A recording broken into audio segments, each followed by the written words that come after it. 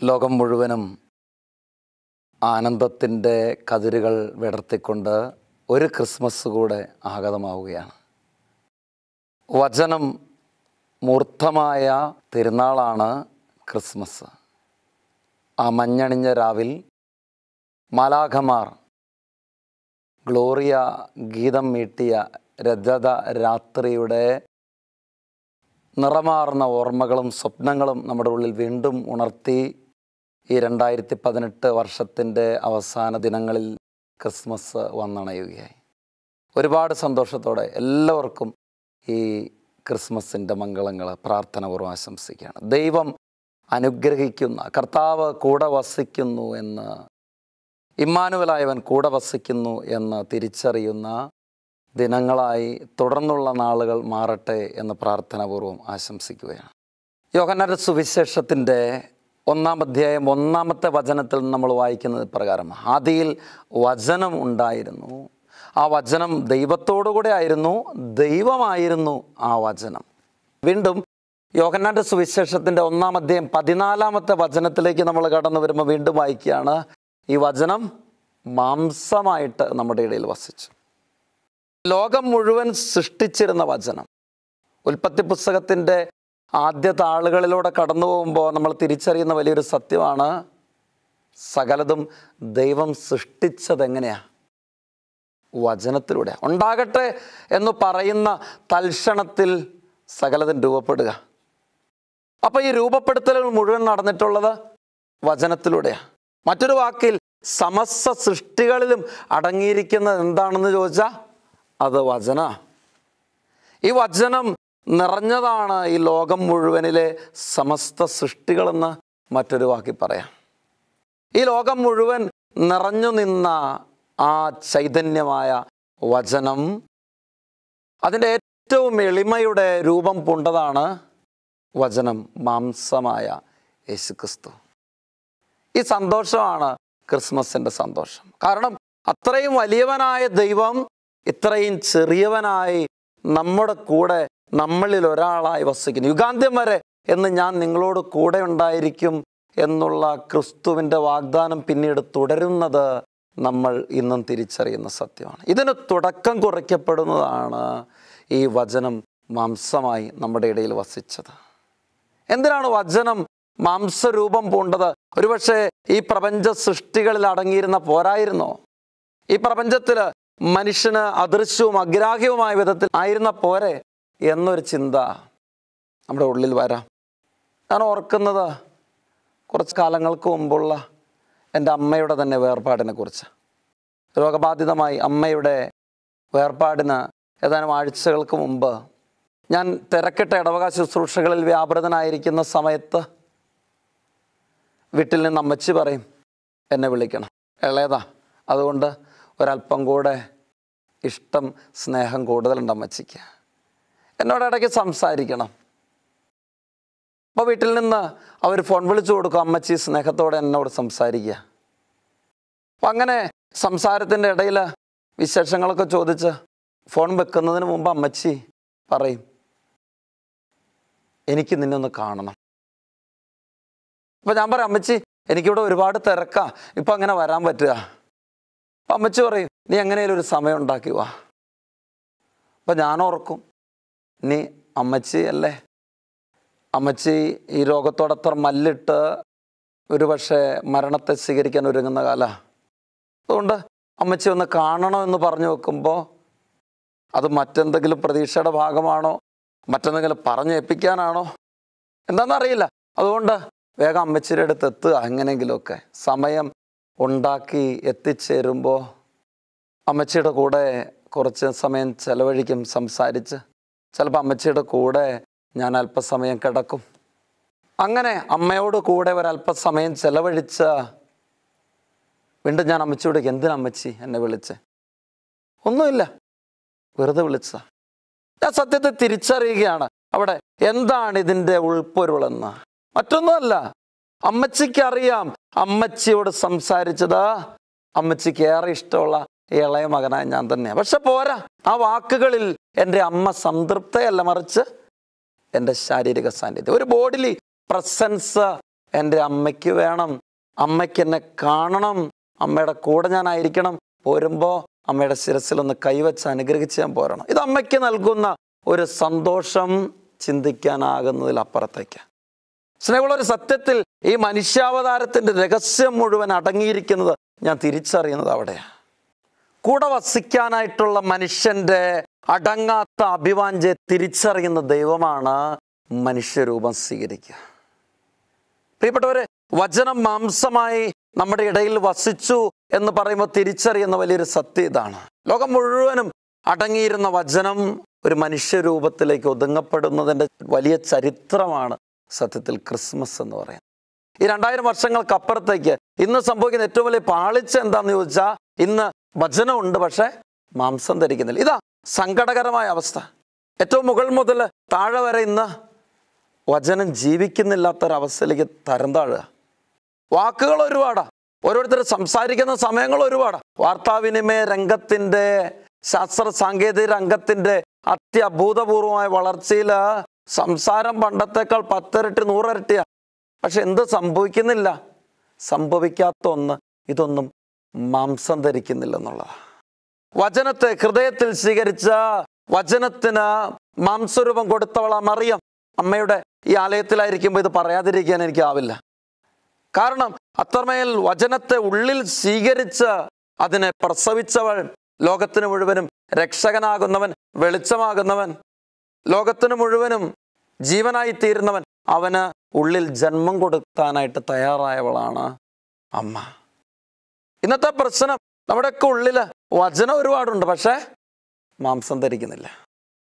യാക്കോബ് ശ്ലീഹ കുറ്റപ്പെടുത്തുന്നുണ്ട് 1-ാം അധ്യായത്തിൻ്റെ 22-ാം വചനത്തിൽ, നിങ്ങൾ വചനം ശ്രവിക്കുക മാത്രം ചെയ്യുന്ന ആത്മവഞ്ചകരാകാതെ അത് അനുവർത്തിക്കുന്നവരാകുവാൻ.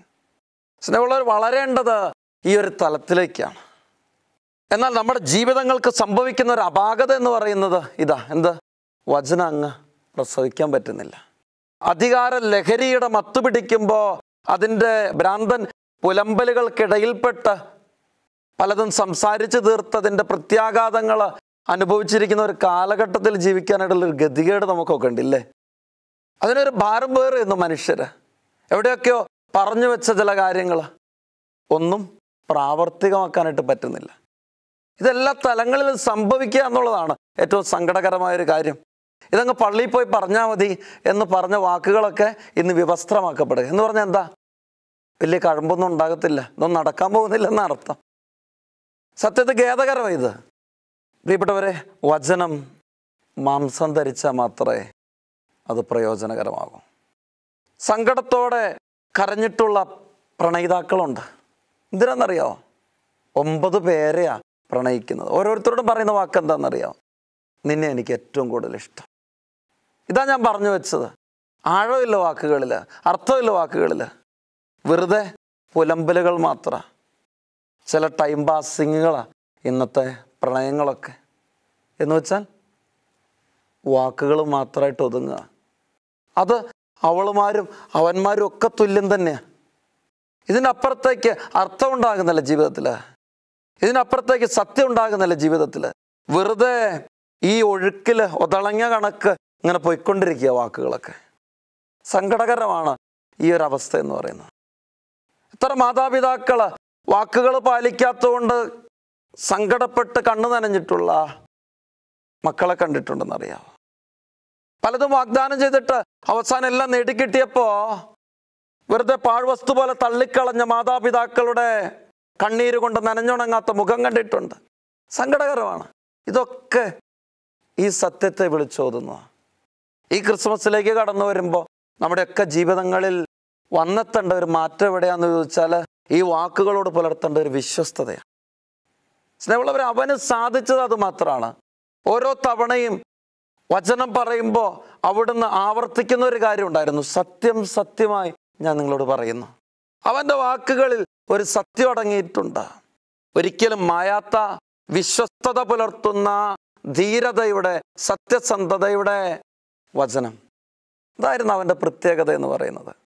സുന്ദരമായി നമ്മൾ കണ്ടെത്തുന്ന ഒരു കാഴ്ചയുണ്ട്. ജനപ്രമാണികളും നിയമജ്ഞരും ഒക്കെ അവൻ്റെ അടുത്തേക്ക് സേവകരെ അയക്കുക. തിരിച്ച് അവർ വരുന്നത് മറ്റൊരു മനോഭാവത്തോടു കൂടെയാണ്. അവർ തെല്ല് കോപത്തോടെ ചോദിക്കുന്നുണ്ട്, എന്തേ നിങ്ങൾ അവരെ പിടിച്ചുകൊണ്ട് വരാത്തത്? അവരുടെ വാക്കുകൾ ശ്രദ്ധേയമാണ്. എന്താ പറയുക?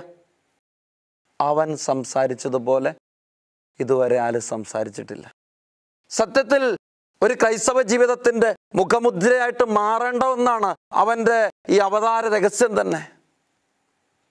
കാരണം അവൻ സംസാരിച്ചതുപോലെ സംസാരിക്കേണ്ട ജീവിതത്തിൻ്റെ ആർജവത്വം തിരിച്ചറിയേണ്ടതാണ്. ഇത് നമുക്കൊക്കെ സാധിക്കുന്നുണ്ടോ എന്ന് ആത്മാർത്ഥമായിട്ട് വിലയിരുത്തി ചിന്തിക്കേണ്ടത്.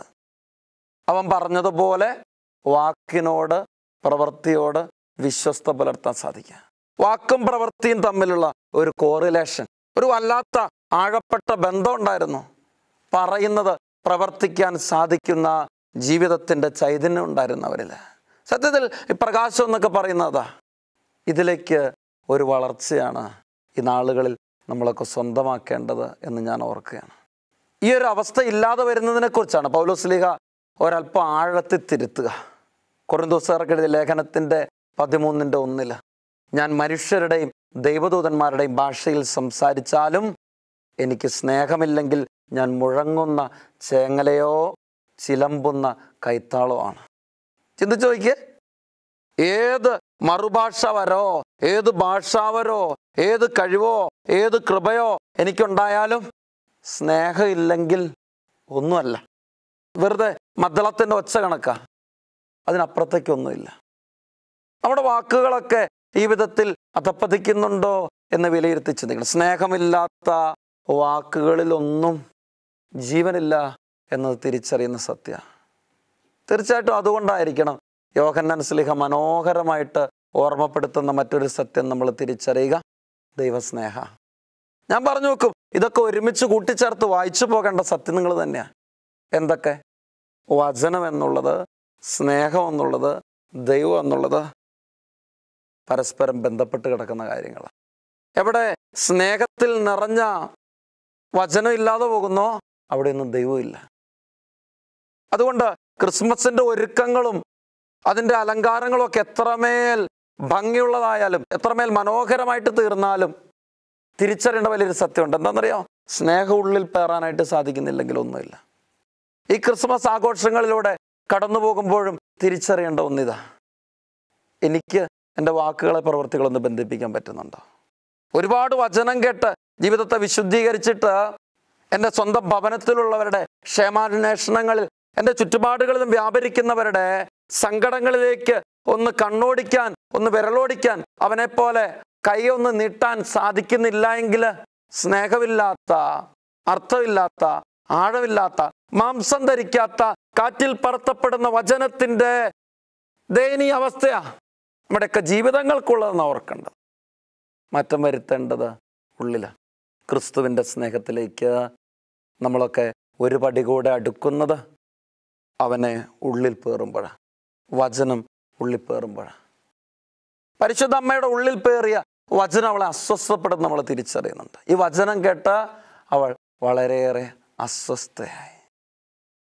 ഇനി വചനം സത്യത്തിൽ നമ്മളെ അസ്വസ്ഥപ്പെടുന്നില്ല. നമ്മളെ ലോകത്തിൻ്റെ ഒരുപാട് കാര്യങ്ങൾ മാത്രം ഇങ്ങനെ അസ്വസ്ഥപ്പെടുത്തിയിടുക. അതിനപ്പുറത്തേക്ക് കിടന്ന് വചനം എൻ്റെ ജീവിതത്തെ അസ്വസ്ഥപ്പെടുത്താൻ ഒരുമ്പിടുമ്പോഴാണ് ഞാൻ ഉള്ളിൽ ക്രിസ്തുവിനെ വഹിക്കുന്ന, ക്രിസ്തുവിനെ ഗർഭം ധരിക്കുന്ന വ്യക്തിയായിട്ട് മാറുക. ഈ ഗർഭധാരണം കൊണ്ട് അവസാനിച്ചില്ല, മറിച്ച് ഇതിനെ പ്രസവിക്കാൻ മാത്രം പര്യാപ്തമാകുമ്പോഴാണ് ക്രിസ്തു സ്നേഹത്തിലേക്ക് പടരുന്ന ചൈതന്യമായിട്ട് എൻ്റെ ജീവിതം മാറുന്നത്.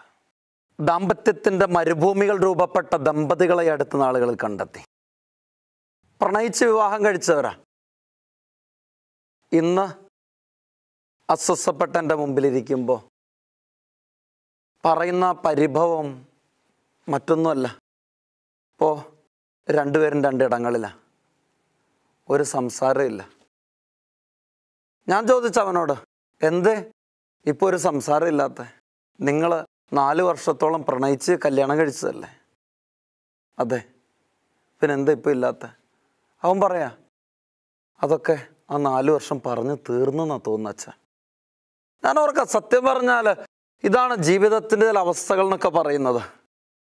4 വർഷങ്ങളിലെ അഗാധ പ്രണയത്തിൽ പലതും സംസാരിച്ച് തീർത്തിന്ന് പ്രണയിക്കേണ്ട കാലമാണ് ദാമ്പത്യത്തിൻ്റെ ഈ നാളുകൾ. പക്ഷെ ഇന്ന് പ്രണയിക്കാൻ പറ്റുന്നില്ല. കാരണം വാക്കുകൾക്ക് ജീവനുണ്ടായിരുന്നില്ല എന്നുള്ള സങ്കടകരമായ കാര്യം. ഇതുകൊണ്ടായിരിക്കാം തീർച്ചയായിട്ടും ഒരല്പം കാർക്കശ്യഭാവത്തോടെ അവിടുന്ന് പറഞ്ഞു വെച്ചത്, നിങ്ങൾ പറയുന്ന ഓരോ വ്യർത്ഥവാക്കിനും വിധി ദിനത്തിൽ കണക്ക് പറയേണ്ടി വരുമെന്ന്. ശരിയാ, ഒരുപാട് ഭയപ്പാടോടുകൂടി ജീവിക്കേണ്ട ഒരു ചിന്ത മനസ്സിൽ പേറുന്നത് ഈ ഒരു അവസ്ഥ മാത്രമേ ഉണ്ടാകത്തുള്ളൂ. കർത്താവേ കർത്താവേ തന്നെ വിളിച്ചപേക്ഷിക്കുന്നവനല്ല എൻ്റെ സ്വർഗസ്നായ പിതാവിൻ്റെ ഇഷ്ടം നിറവേറ്റുന്നവനാണ് സ്വർഗരാജ്യത്തിൽ പ്രവേശിക്കുക എന്നൊക്കെ അവിടുന്ന് പറഞ്ഞു വെച്ചതിൻ്റെ അകപ്പൊരുൾ നമ്മൾ തിരിച്ചറിയേണ്ടത് ഇവിടെയാണ്. കാരണം ചിലതൊക്കെ വിളിച്ച് എന്തൊക്കെയോ ഭ്രാന്തൻ പുലമ്പല് കണക്ക് പ്രാർത്ഥിക്കുന്നതിനപ്പുറത്തേക്ക് കടന്ന് ഉള്ളിൽ പേർന്ന ഒരു സ്നേഹമില്ല എങ്കിൽ അതൊക്കെ വ്യർത്ഥവാക്ക. അതിനൊക്കെയാണ് വിധി ദിനത്തിൽ കണക്ക് കൊടുക്കേണ്ടി വരുമെന്ന് അവൻ പറയുക. ഒരുപക്ഷെ അവനോടുള്ള ബന്ധത്തിൽ ഉച്ചരിക്കുന്ന ചില വാക്കുകൾക്ക് മാത്രമല്ല കേട്ടോ, മറിച്ച് അവനെ കണ്ടെത്തേണ്ട എല്ലായിടങ്ങളിലും, കുടുംബാംഗങ്ങളിൽ, പ്രിയപ്പെട്ടവരിൽ, അയൽവാസികളിൽ, വ്യാപരിക്കുന്ന സമൂഹത്തിൻ്റെ നാനാതലങ്ങളിൽ ഈ സ്നേഹത്തിൻ്റെ വാക്കുകളില്ലാതെ പോകുമ്പോഴും ഭ്രാന്തൻ പുലമ്പലുകൾ ഉണ്ടാകുമ്പോഴും ഒക്കെ കണക്ക് പറയേണ്ട വിധി ദിനത്തിന്. ഇതിനൊക്കെ ഒരുപക്ഷെ ചില കാര്യങ്ങൾ നമ്മളെ ഭയപ്പെടുത്തിയാൽ മാത്രമേ ജീവിതത്തിൽ ഒരല്പം കൂടെ ശ്രദ്ധയോടെ കൂടെ ജീവിക്കാനായിട്ട് സാധിക്കൂ എന്നെനിക്ക് തോന്നുക. നമ്മൾ വളരേണ്ടതുണ്ട് ക്രിസ്തുവിൻ്റെ ഈ ഒരു യഥാർത്ഥ ചൈതന്യത്തിലേക്ക് എന്ന് ഞാൻ തിരിച്ചറിയുക. സ്നേഹമുള്ളവരെ, അതുകൊണ്ട് വീണ്ടും നമ്മൾ തിരിച്ചറിയണം, വാക്കുകൾക്ക് വിലയുണ്ടാകുമ്പോഴാണ് അതിന് ശക്തി ഉണ്ടാവുക, അതിനർത്ഥം ഉണ്ടാവുക. ജെറമ്യാ പ്രവാചകൻ്റെ 15:19 തീർച്ചയായിട്ടും ഓർമ്മിപ്പിക്കുന്ന അതുകൊണ്ടായിരിക്കണം. നീ വിലകെട്ടവ പറയാതെ സദ്വചനങ്ങൾ മാത്രം പറഞ്ഞാൽ നീ എൻ്റെ നാവ് പോലാകും. തീർച്ചയായും കർത്താവിൻ്റെ നാവ് പോലെ ആയി മാറുന്നത് എപ്പോഴാണ്? അത് സദ്വചനങ്ങൾ പറയുമ്പോഴാണ്. വിലകെട്ടവ പറയുന്ന നാവൊക്കെ വിലയില്ലാത്തതായിട്ട് മാറുക. എന്താ അവൻ്റെ നാവിൻ്റെ പ്രത്യേകത? പറയുന്നത് സംഭവിക്കുന്ന നാവ. അതിന് പിന്നിലെ രഹസ്യാത്മകത എവിടെയാ? പറയുന്നത് പ്രവർത്തിക്കുന്ന ജീവിതം. അപ്പൊ പറയുന്നത് പ്രവർത്തിക്കുന്ന ഒരു ജീവിതത്തിൽ നിന്ന് ഉരുവിടപ്പെടുന്ന ഓരോ വാക്കുകളും സൃഷ്ടിക്കുന്നതാണ്. അതാണ് അവൻ്റെ വാക്കുകളിൽ സമസ്തവും സൃഷ്ടിച്ചു എന്നൊക്കെ നമ്മൾ കണ്ടെത്തുമ്പോൾ ഈ ഒരു സത്യത്തെ വെളിപ്പെട്ട് കിട്ടുന്നത്. സത്യ സൃഷ്ടിക്കാൻ പറ്റും, ഒരുപാട് നശിപ്പിക്കാനും പറ്റും വാക്കുകൾക്ക്. സത്യമല്ലേ? അപ്പോസ്തല പ്രവർത്തനം 10:44 പത്രോസ് സംസാരിച്ചു കൊണ്ടിരുന്നപ്പോൾ കേട്ടുകൊണ്ടിരുന്ന സകലരുടെയും മേൽ പരിശുദ്ധാത്മാവ് നിറഞ്ഞു എന്നൊക്കെ പറയുമ്പോൾ എന്താ നമ്മൾ തിരിച്ചറിയേണ്ടത്? ആ വാക്കുകൾക്ക് ജീവിതത്തിൻ്റെ ഒരു വലിയ പിൻബലമുണ്ട്. ഇടറിപ്പോയ ജീവിത, ആരൊക്കെ ഉപേക്ഷിച്ചാലും ഞാൻ നിന്നെ ഉപേക്ഷിക്കില്ലെന്നൊക്കെ പദം പറഞ്ഞ കണക്ക് പറഞ്ഞുകൂട്ടി വ്യക്തിത്വ. പക്ഷെ ഇന്ന് അവൻ തിരിച്ചറിയുന്നു. ഒരു നോട്ടത്തിൽ കണ്ണീർ വാർത്ത പത്രോസ് ജീവിതത്തിൽ തിരിച്ചറിയുകയാണ്, ഇനിമേൽ വാക്കിനോട് വിശ്വസ്ത പുലർത്തണം. 3 തവണയാണ് ഗുരു ചോദിച്ചു വെച്ചത് അവനോട്, യോഹന്നാന്റെ പുത്രനായ ശിമയോനെ, നീ എന്നെ സ്നേഹിക്കുന്നു? 3ാമത്തെ ചോദ്യത്തിൽ പിടിച്ചു നിൽക്കാനാവാതെ സങ്കടപ്പെട്ടു പോയി പത്രോസ്. വേദനിച്ച് പറഞ്ഞു, നീ എല്ലാം അറിയുന്നുണ്ട്, ഞാൻ നിന്നെ സ്നേഹിക്കുന്നു എന്ന് നീ അറിയുന്നു. സ്നേഹമുള്ളവരെ, ഈ തിരിച്ചറിവിലാണ് അപ്പസ്തോല നേതാവായി പത്രോസിനെ കർത്താവ് തിരഞ്ഞെടുക്കുന്ന ഓർക്കണം. നമ്മളൊക്കെ വളരേണ്ടത് ഈ സ്നേഹാവസ്ഥയിലേക്കാണ്. വചനം ഉള്ളിൽ പേറുന്ന വ്യക്തി മാറ്റം വരുത്തുന്ന വ്യക്തിയാണ്, ആത്മാവിനെ പകരുന്ന വ്യക്തിയാണ്. അതാണ് നമ്മുടെ അമ്മയെക്കുറിച്ച് നമ്മൾ വായിക്കുന്ന കാര്യം. അത് തന്നെയാണ്. എലിസബത്തിൻ്റെ ഭവനത്തിൽ പ്രവേശിച്ച് അഭിവാദനം ചെയ്ത ഉടൻ എലിസബത്തിൽ പരിശുദ്ധാത്മാവ് നിറഞ്ഞു. ഉള്ളിക്കിടക്കുന്ന കുഞ്ഞ് ആത്മാവിൽ നിറഞ്ഞ് നൃത്തമാടി. ഇത് വലിയൊരു വളർച്ച. മറ്റുള്ളവരെ നൃത്തം ചവിട്ടിപ്പിക്കാൻ മാത്രം കൃപയുള്ളതാക്കി എൻ്റെ വാക്കുകളെ മാറ്റുക എന്നുള്ളത്. നമുക്കറിയാം, നമ്മളൊക്കെ ഇന്ന് വാക്കുകൾ ഒരുപാട് ഉപയോഗിക്കുന്നവരാ. മറ്റുള്ളവരെ ഒരുപാട് മുറിപ്പെടുത്തി വേദനിപ്പിക്കാനായിട്ടും അതോടൊപ്പം മറ്റുള്ളവരെ സാന്ത്വനിപ്പിക്കാനായിട്ടും സൗഖ്യപ്പെടുത്താനായിട്ടും ഒക്കെ നമ്മുടെ വാക്കുകൾക്ക് സാധിക്കുമെന്നുള്ളത് സത്യമാണ്. ഇവിടെ ഞാൻ എൻ്റെ ഉള്ളിലേക്ക് തിരിയേണ്ടത്, ഞാൻ ആത്മാർത്ഥമായി വിശകലനം ചെയ്യണം. ഇന്ന് ഞാൻ ഉച്ചരിക്കുന്ന ഓരോ വാക്കുകളും എന്തിന് കാരണമാകുന്നു? സൗഖ്യപ്പെടുത്താനാണോ, മുറിപ്പെടുത്താനാണോ? അതുകൊണ്ടായിരിക്കാം തീർച്ചയായും അഗ്നിയും ജലവും ശാപവും അനുഗ്രഹവുമൊക്കെ നിന്റെ ഉള്ളിലുണ്ട് എന്ന വചനത്തിൻ്റെ പൊരുൾ. നമ്മുടെ ഉള്ളിലുണ്ട് ഇതൊക്കെ. എന്തു വേണേലും ആകാം. ഒരഗ്നി പോലെ മറ്റുള്ളവരെ ദഹിപ്പിച്ച് കളയാം. യാക്കോബ് ശ്ലീഹ പറഞ്ഞു വെക്കുന്നത് അതുകൊണ്ടാണ്. 3:6 നാവ് തീയാണ്. സുന്ദരമാണ് ഈ കാര്യങ്ങളൊക്കെ. ഓർക്കണം, അനേകരെ പൊള്ളിക്കാനായിട്ട് കാരണമാകാം. ഒരു കൊച്ചു തീപ്പൊരി മതി ഒരു വലിയ വനത്തെ നശിപ്പിക്കാനൊക്കെ യാക്കോബ് ശ്ലീഹ പറഞ്ഞു വെക്കുമ്പോൾ ആഴത്തിലേക്ക് കടന്ന് ചിന്തിക്കേണ്ടതാണ്. സ്നേഹമുള്ളവരെ, നമ്മുടെ ജീവിതങ്ങളെ ആത്മാർത്ഥമായിട്ട് വിലയിരുത്തി ചിന്തിക്കുകയാണ്. ക്രിസ്തുവിൻ്റെ സ്നേഹത്തിലേക്ക് ഞാൻ ഇപ്രകാരം വളർന്നു വരേണ്ടതുണ്ട്. ഈ വാക്കുകൾക്ക് എന്നും അർത്ഥവും വിലയും കൊടുത്തുകൊണ്ട് ഈ 2018 വർഷത്തിൻ്റെ അവസാന ദിനങ്ങളിൽ ഈ ക്രിസ്മസ് ആഘോഷിച്ച് 2019 പ്രവേശിക്കാനായിട്ട് ഒരുങ്ങുമ്പോൾ ചിന്തിക്കുകയാണ്, ജീവിതത്തിൽ ഞാൻ ഇന്നോളം പറഞ്ഞിട്ടുള്ള വാക്കുകൾ മുഴുവൻ പാഴായിപ്പോയോ? അസ്വസ്ഥതകളും മുറിവുകളും സമ്മാനിക്കുന്ന വാക്കുകളായിട്ട് അത് ഈ ലോകത്തിൽ ഇങ്ങനെ കനം പിടിപ്പിച്ചും ഇരുളിമയാർന്നും അവശേഷിക്കുന്നുണ്ടോ? അതോ അത് പ്രകാശപൂർണമായിട്ട് തീരുന്നുണ്ടോ? കാരണം അവൻ്റെ വരവ് പ്രകാശം കൊണ്ട് മാത്രമാണ്. അന്ധകാരത്തിൽ ചരിച്ചിരുന്ന ജനം ഒരു വലിയ പ്രകാശം കണ്ടു. തീർച്ചയായിട്ടും അതാണ് ക്രിസ്തുവിൻ്റെ പ്രകാശം. അത് മറ്റൊന്നുമല്ല, വചനത്തിൻ്റെ സത്യത്തിലുള്ള പ്രകാശമാണ്. ഇത് പ്രകാശത്തിൻ്റെ ഒരു തിരുനാൾ കൂടിയാണ്. അതുകൊണ്ടാണ് ഈ പിൻപിൽ കാണുന്ന മനോഹരമായ അലങ്കാരങ്ങളൊക്കെ മറ്റൊന്നും ഓർമ്മിപ്പിക്കുന്നതല്ല, ഇത് പ്രകാശത്തിൻ്റെ കൂടെ തിരുനാളാണ്. മാലാഖമാർ ഗ്ലോറിയ ഗീതം പാടുന്ന ആ മനോഹരമായ രജത സന്ധ്യ നമ്മളെ അനുസ്മരിപ്പിക്കുന്നത് മറ്റൊന്നുമല്ല, നമ്മുടെ ഉള്ളിൽ ചില ആനന്ദം വേണം. എപ്പോഴാണ് ആനന്ദം ഉണ്ടാവുക? എൻ്റെ ഉള്ളിൽ നന്മയുടെ വാക്കുണ്ടാകുമ്പോൾ. വാക്കുകൾ വരുന്നത് ഹൃദയത്തിൽ നിന്നാണ്. ഹൃദയത്തിൽ ആനന്ദം ഉണ്ടെങ്കിൽ പറയുന്ന വാക്കുകളൊക്കെ മധുരമാണ്. അതുകൊണ്ട് സങ്കീർത്തകനെ പോലെ പ്രാർത്ഥിക്കണം. സങ്കീർത്തനം 15:19 ഇങ്ങനെ വായിച്ചു വെക്കുന്നുണ്ട്, എൻ്റെ അപേക്ഷയിലെയും വിമോചകനുമായ കർത്താവേ, എൻ്റെ ഹൃദയത്തിലെ ചിന്തകളും അധരത്തിലെ വാക്കുകളും അങ്ങയുടെ മുമ്പിൽ സ്വീകാര്യമാകട്ടെ. എന്ന് വെച്ചാൽ വാക്കും പ്രവൃത്തിയും തമ്മിലൊരു ബന്ധം വേണം. മറ്റൊരു വാക്കിൽ, വചനം എന്നിൽ മൂർത്തമായി ഞാൻ വചനത്തെ ലോകത്തിൽ അവതരിപ്പിക്കണം. ഈ സ്നേഹത്തിലേക്ക് വളർന്നാൽ തീർച്ചയായും വരും വർഷം വലിയ അനുഗ്രഹത്തിൻ്റെ ഒരു വത്സരമാകും എന്നതിൽ സംശയമില്ല. അനേകരുടെ ജീവിതങ്ങളിലേക്ക് ദൈവിക പ്രകാശം പൊഴിക്കുന്ന വ്യക്തികളായിട്ട് മാറാൻ നമുക്ക് സാധിക്കും എന്നതിൽ സംശയമില്ല. ദൈവം അനുഗ്രഹിക്കുന്ന നാളുകളായി മാറട്ടെ. അനേകർ നമ്മുടെ ഓരോ ജീവിതങ്ങളിലൂടെയും ക്രിസ്തുവിനെ തിരിച്ചറിയുന്ന അനുഭവമായി ഈ വരുന്നാളുകൾ മാറട്ടെ എന്ന് ഹൃദയം നിറഞ്ഞ് ആശംസിക്കുന്നു. ഇത് ശ്രവിച്ചുകൊണ്ടിരിക്കുന്ന ഓരോരുത്തർക്കും ആഗതമാകുന്ന ക്രിസ്മസിൻ്റെ ഏറ്റവും പ്രാർത്ഥനാപൂർവമായ മംഗളങ്ങൾ ആശംസിക്കുന്നു. നമുക്കൊരു നിമിഷം നമ്മുടെ ഹൃദയങ്ങളെ ശാന്തമാക്കി ദൈവസന്നിധിയിലേക്ക് ഹൃദയങ്ങളെ ഒന്ന് ഉയർത്തി പ്രാർത്ഥിക്കാം.